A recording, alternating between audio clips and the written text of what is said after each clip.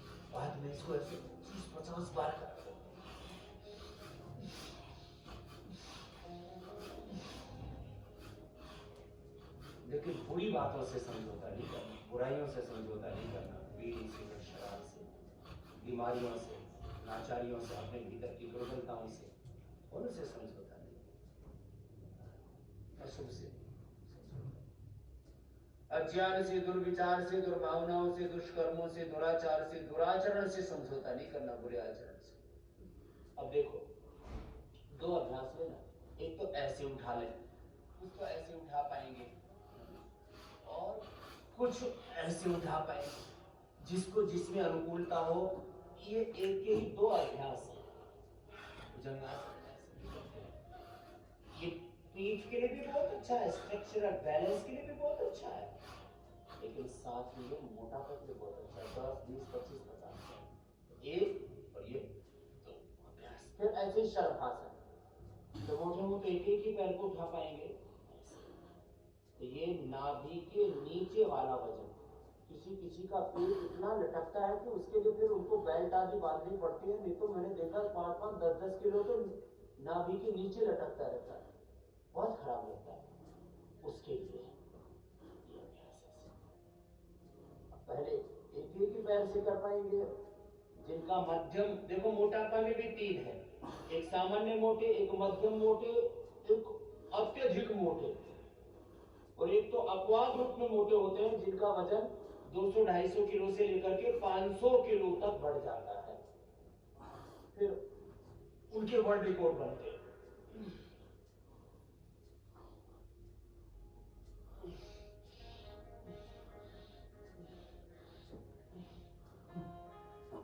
अब सीधे लेट जाओ।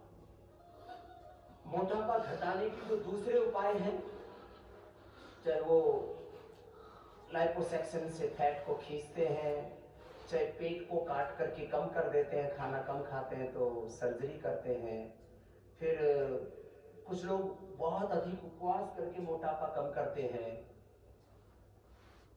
अब एक एक या दोनों पैरों को ऊपर उठाना, नीचे लेके आना, जिससे जितना बन पाए। देखो मैंने कहा सामान्य मोटापा है तो दोनों पैरों से अभ्यास कर सकेंगे, और मध्यम मोटापा है और आयु कम है तो भी दोनों पैरों से कर लेते हैं, लेकिन अधिक मोटापा है, आयु अधिक है, तो फिर एक एक पैर से हो पाते हैं। मोटापा कम करने के लिए भुजंगासन और सर्वासन के बाद में ये अर्धहलासन, फिर पादवृत्तासन, पंचक्रिकासन। तो ये मूल अभ्यास, 4 अभ्यास खड़े होकर के, तिर्यक ताड़ासन, त्रिकोणासन, कोणासन, पाद हस्तासन, बैठ करके चक्की आसन, स्थित कोणासन, पश्चिमोत्तानासन 7, और उल्टे लेट करके 9 अभ्यास, और सीधे लेट करके फिर 3 अभ्यास, अर्धहलासन, फिर पाद वृत्तासन, पैर को बड़ा गोले में घुमाइए, बड़ा शून्य बनाइए। तो ये हो गए 12 अभ्यास, और 13-14वें अभ्यास में हमने मर्कटासन और फिर अंततः शवासन को सम्मिलित किया, क्योंकि सब अभ्यास करने के बाद में, सब आसनों के बाद शवासन अनिवार्य है। तो मूल अभ्यास 14 हो गए। फिर प्राणायाम के 6 अभ्यास, भस्त्रिका, कपालभाति, ऊंचाई, भ्रामरी, अनुलोम, फिर 20 अभ्यास होता है, क्लॉकवाइज एंटी क्लॉकवाइज, पैर से बड़ा शून्य बनाना, आए बटक सीट से हल्के हो जाते हैं। नितंब, जंग है, ये भी बड़ी भारी रहती है, दाएं और बाएं पैर से। कुल्ले को संस्कृत में और परिष्कृत हिंदी में नितंब कहा जाता है। तो नितंब पर बहुत वजन बढ़ा हुआ होता है, जंघाओं पर बहुत वजन बढ़ा हुआ होता है, थाइज पर और बटक्स पर। उसको कम करने के लिए ऐसे 5-5, 10-10 बार एक एक पैर से, अथवा सामान्य मोटापा है तो दोनों पैरों से भी कर सकते हैं। जवान आदमी है, जवान भाई बहनों को मोटापा बढ़ जाता है तो वो ऐसे दोनों पैरों से कर सकते हैं एक अभ्यास। और कितनी बार करना है मैंने कहा, संख्या की दृष्टि से 25-50 बार से लेकर के 100 बार। देखो एक जुनून शब्द प्रयोग होता है, डिटर्मिनेशन, डेडिकेशन, डिवोशन, पूरा अनकंडीशनल surrender, aspiration and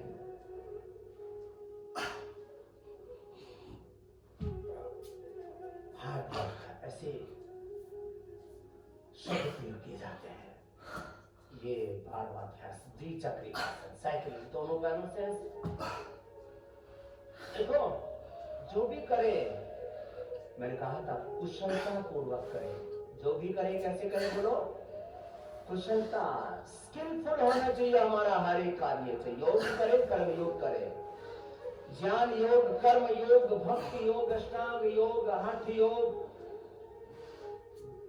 हमारे जीवन का प्रत्येक कर्म, ईच एंड एवरी एक्शन, वो हमारा परफेक्ट होना चाहिए, स्किलफुल होना चाहिए, एक्सीलेंस के साथ होना चाहिए।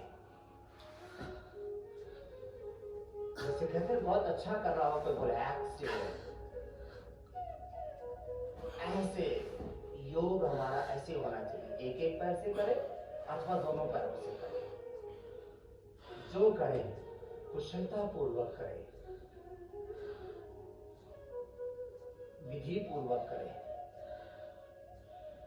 विधि समय संकल्प सिद्धि, विधि समय एकाग्रता और निरंतरता। अब ये मूल 12 अभ्यास आसनों के प्राणायाम में भी यद्यपि एक एक प्राणायाम की बड़ी महिमा है, लेकिन उनमें भी समग्रता पूर्वक जब अभ्यास होते हैं तो उनका पूरा फल मिलता है। इसलिए मैं जीवन के हर क्षेत्र में समग्रता की बात करता हूं। किसकी बात करता हूं बोलो? जोर से बोलो। इस शब्द की तरफ आपका ध्यान दिलाना चाहिए। अभी मरकटासन होगा, फिर शवासन करेंगे, दोनों हाथ कंधों के बराबर। बोलना नहीं होना ना। बोल लीजिए। ये नितंब के वजन को भी कम करता है और इतने अभ्यास करने के बाद में स्ट्रक्चरल बैलेंस के लिए भी जरूरी होता है। हम योग भी समग्रता में करें, हम उपचार भी समग्रता में करें।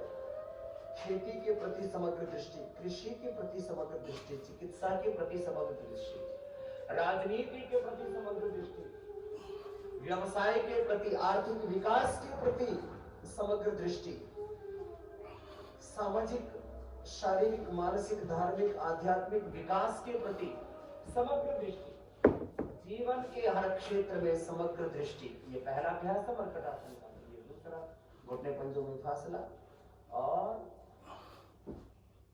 तीसरे अभ्यास में पैर सीधे, दाया पैर बायां हाथ के पास में, बायां पैर दाहिने हाथ के पास में। जो बहुत मोटे उनसे थोड़ा थोड़ा ही हो पाएगा, जिससे जितना हो पाए उतना पाएगा। अपने अपने सामर्थ्य के अनुसार करना, ये सबसे बड़ी बात है।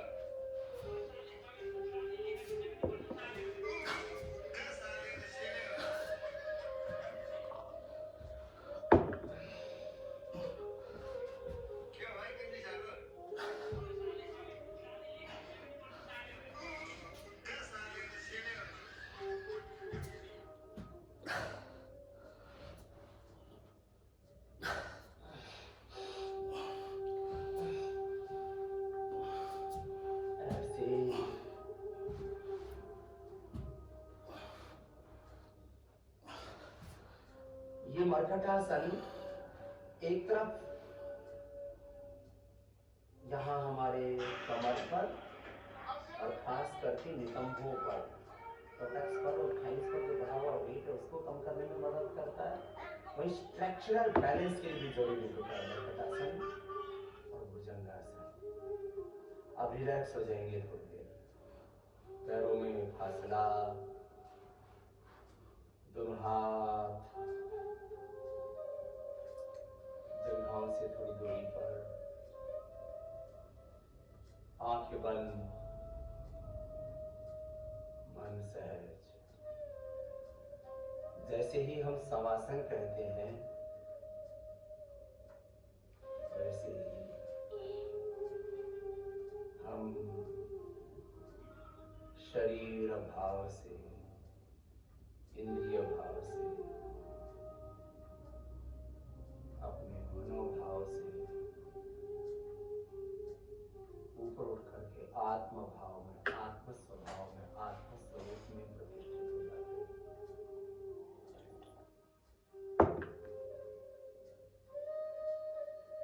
हमारे जीवन के दो ही मूल स्वरूप हैं, या तो हम स्वरूप में जीते हैं, या तो हम वृत्ति सारूप्यों की तरफ जो विचार उठते हैं, जो भाव उठते हैं, जो प्रवाह उठता है, उसी में हम एकाकार हो जाते हैं। इसको बोलते हैं बहना, बहकना। हमें बहना और बहकना नहीं।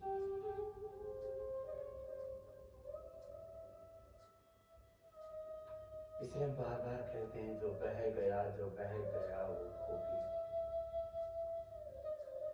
जो अपने स्वरूप में ठहर गया वो योगी।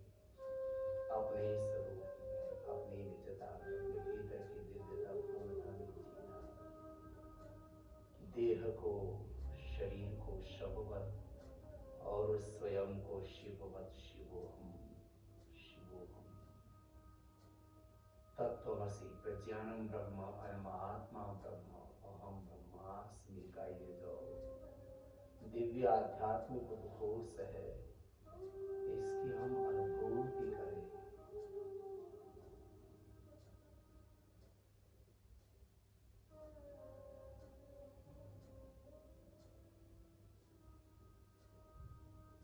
और साक्ष्य भाव से माथे से लेकर के, चेहरे से लेकर के, गर्दन को, कंधों को, हाथों को, फेफड़े, हृदय, पेट, पीठ और पैरों को शिथिल छोड़ देते हैं। अपने ही श्वासों पर केंद्रित करते हैं।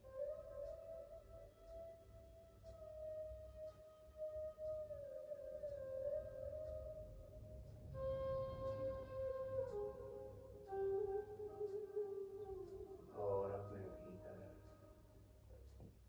जो अनंत ज्ञान है, अनंत प्रेम, करुणा, वात्सल्य, अनंत संवेदनाएं हैं, अनंत सामर्थ्य, अनंत सुख, शांति, आनंद, प्रसन्नता, उत्साह, निर्भयता है, उसको अनुभव करते हैं। ऐसे ही शवासन करते हैं। दोनों हाथों को उठा के आपस में रगड़ते हैं और दोनों हाथों की गर्म गर्म हथेलियों की ऊर्जा का, उष्मा का